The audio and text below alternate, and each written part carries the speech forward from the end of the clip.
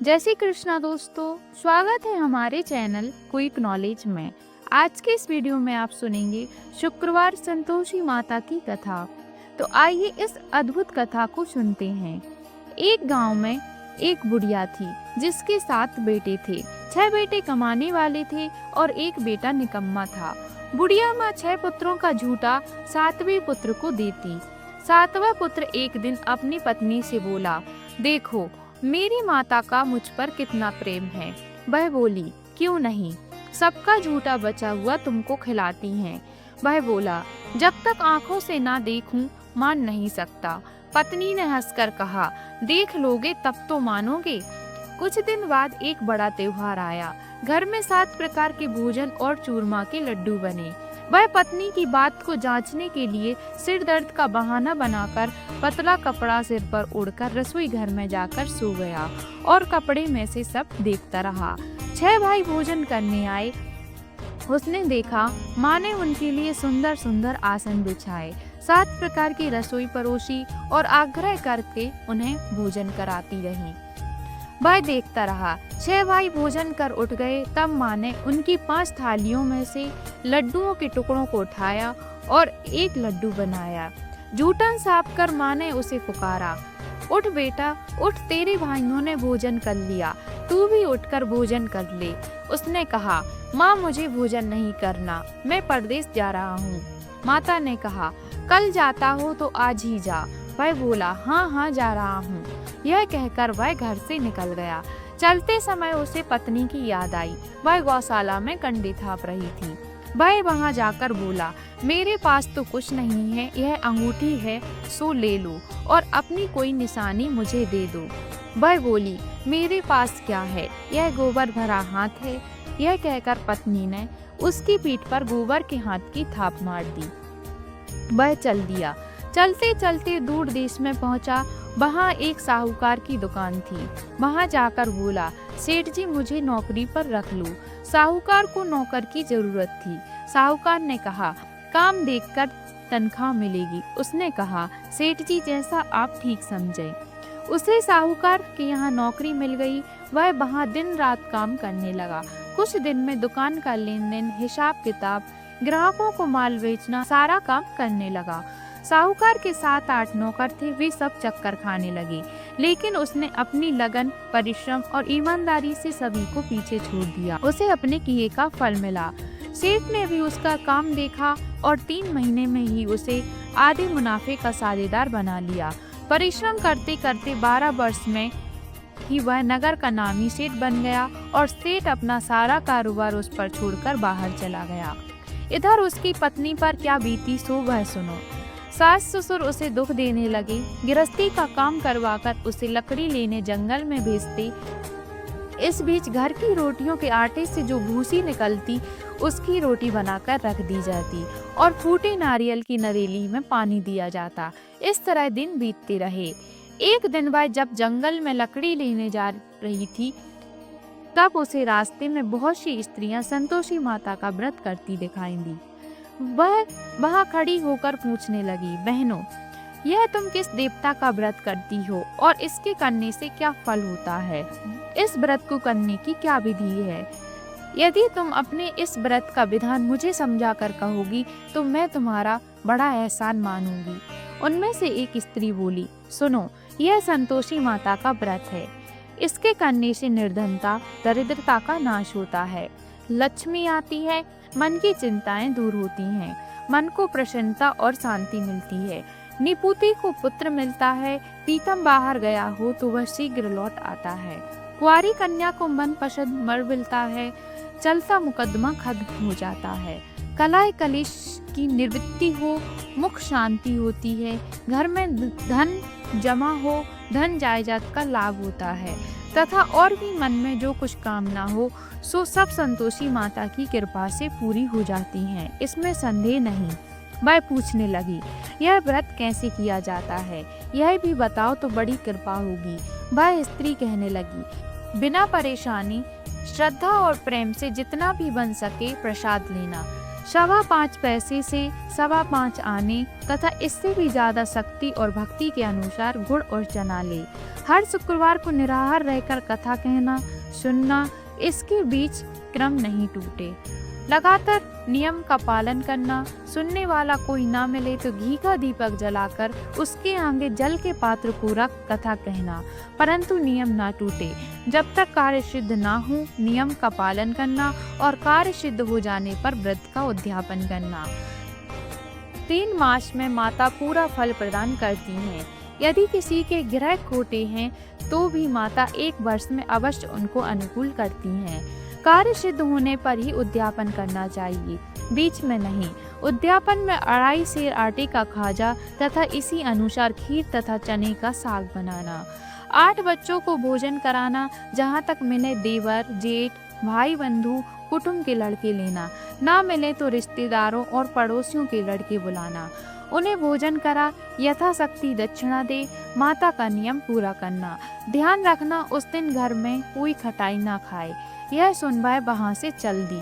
रास्ते में लकड़ी के बोझ को बेच दिया और उन पैसों से गुड़ चना ले माता के व्रत की तैयारी कर आगे चली।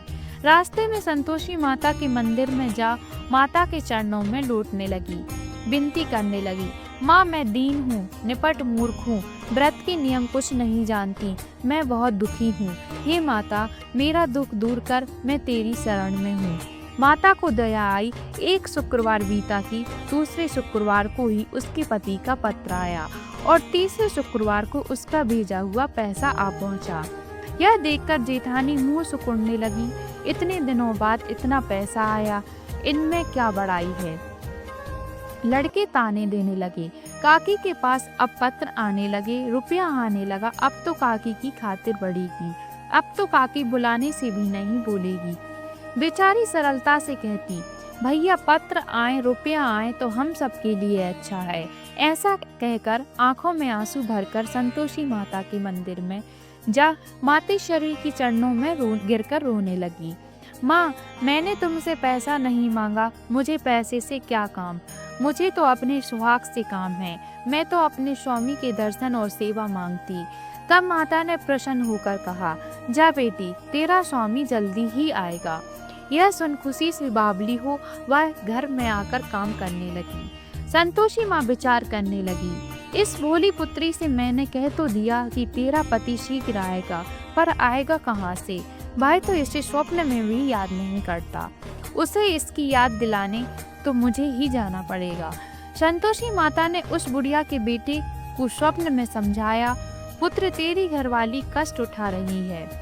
यह बोला, हाँ माँ यह तो मुझे भी मालूम है, परंतु क्या करूं, वहाँ कैसे जाऊं, परदेश की बात है, लेन देन का सारा हिसाब किताब है, कोई जाने का रास्ता नजर नहीं आता।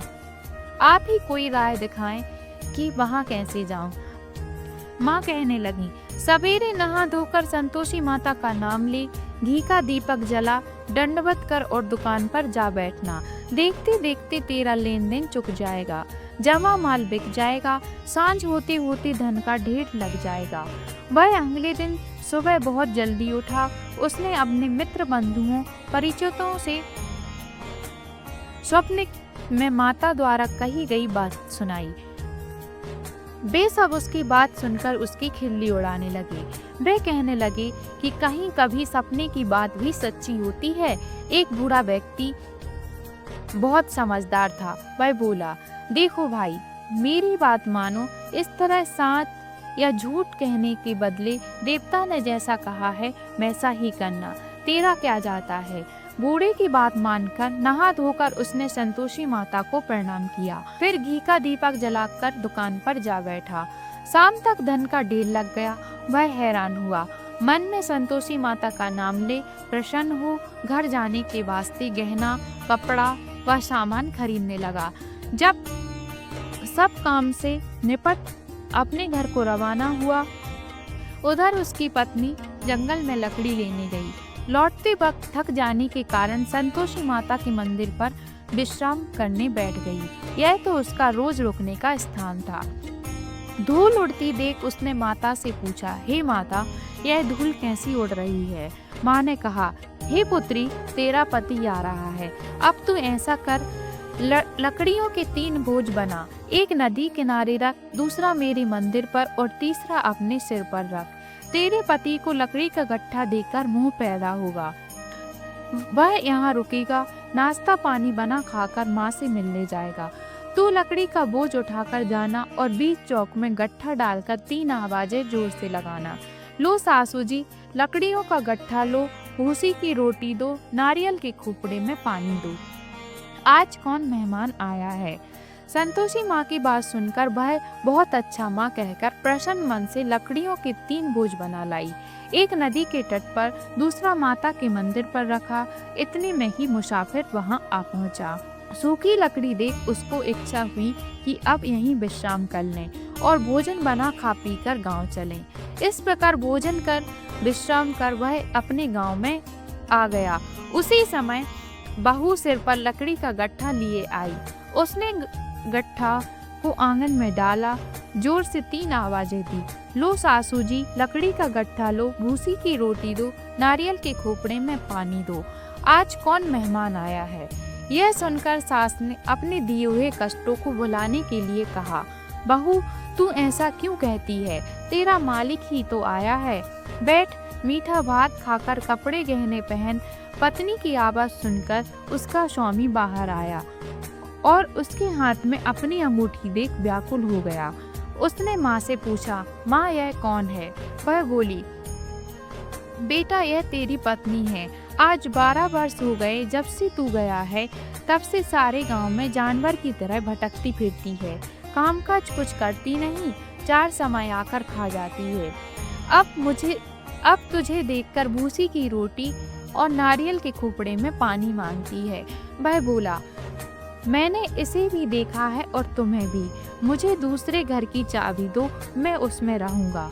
ठीक है बेटा, जैसी तेरी मर्जी कहकर माँ ने चाबी का गुच्छा बेटे के सामने रख दिया। उसने दूसरे घर को खोलकर सारा सामान जमाया। एक ही दिन में वहाँ राजा के महल जैसा ठाट बाट बन गया। अब क्या था, वह सुख भोगने लगी। अगला शुक्रवार आया। उसने पति से कहा, मुझे संतोषी माता का उद्यापन करना है। पति बोला, बहुत अच्छा, खुशी से कर लो। वह उद्यापन की तैयारी करने लगी। जेठ के लड़कों को भोजन के लिए कहने गई। उसने मंजूर किया, परंतु पीछे से जेठानी ने अपने बच्चों को सिखलाया, देखो रे, भोजन के समय सब लोग खटाई मांगना, जिससे उसका उद्यापन पूरा ना हो। लड़के भोजन करने आए, खीर पेट भर कर खाई, परंतु बात याद आते ही कहने लगे, हमें कुछ खटाई खाने को दो, खीर खाना हमें भाता नहीं, देखकर आरुचि होती है। लड़के उठ खड़े हुए, बोले, पैसे लाओ। बोली बहू कुछ नहीं जानती थी, उसने उन्हें पैसे दे दिए। लड़कों ने बाजार जाकर उन पैसों से इमली खरीदी और खाई। यह देखकर बहू पर माताजी ने कोप किया। राजा के दूत उसके पति को पकड़कर ले गए। अब सब मालूम हो जाएगा जब जेल की रोटी खाएगा। बहू से यह वचन सहन नहीं हुए। वह संतोषी माता के मंदिर में गई और कहने लगी, माता तुमने यह क्या किया? हंसकर क्यों रुलाने लगी? माता बोली, पुत्री तूने मेरा व्रत भंग किया है, इतनी जल्दी सब बातें भुला दी। वह बोली, माता भूली तो नहीं हूँ, ना कुछ अपराध किया है, मुझे तो लड़कों ने भूल में डाल दिया, मुझे क्षमा करो माँ। माँ बोली, ऐसी भूल भी कहीं होती है? यह बोली, अब कोई भूल नहीं होगी।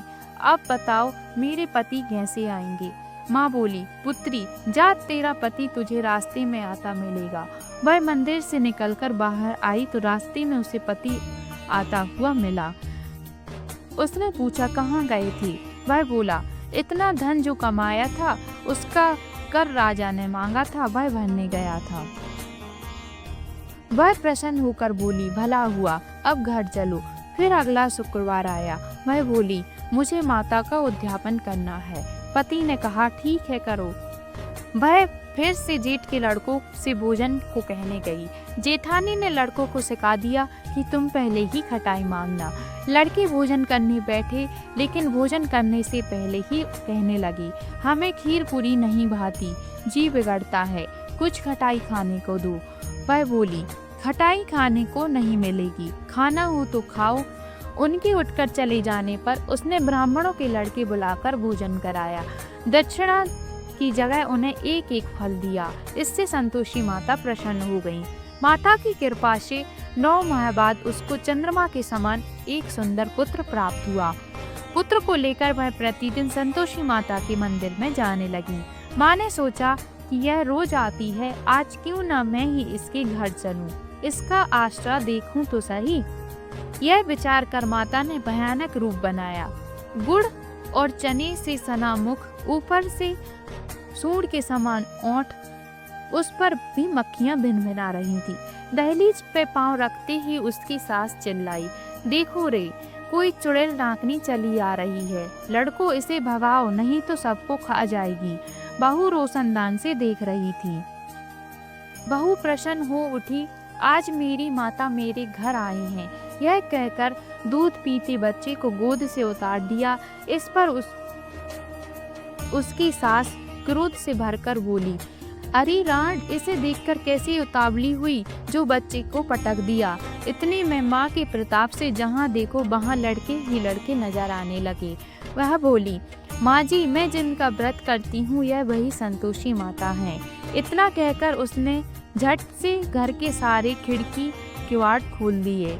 सबने माता के चरण पकड़ लिए और विनती करने लगे, हे माता, हम मूर्ख हैं, अज्ञानी हैं, तुम्हारे व्रत की विधि हम नहीं जानते, तुम्हारा व्रत भंग कर हमने बड़ा अपराध किया है। हे माता, आप हमारे अपराधों को क्षमा करो। इस प्रकार बार बार कहने पर संतोषी माता प्रसन्न हुई। इसके बाद उसकी सास कहने लगी, हे संतोषी माता, आपने बहू को जैसा फल दिया वैसा सबको देना। जो यह कथा सुने या पढ़े उसका मनोरथ पूर्ण हो। जो भी श्रद्धा और भक्ति से यह व्रत करता है उसे माता की कृपा प्राप्त होती है। आप सभी भी इस व्रत को करें और अपने जीवन को सुख समृद्धि से भर दें। अगर आपको यह कथा पसंद आई हो तो वीडियो को लाइक करें, शेयर करें और हमारे चैनल को सब्सक्राइब करें ताकि आपको ऐसी ही दिव्य कथाएं सुनने को मिलती रहें। आशा करते हैं दोस्तों आपको हमारी जानकारी पसंद आई होगी। धन्यवाद।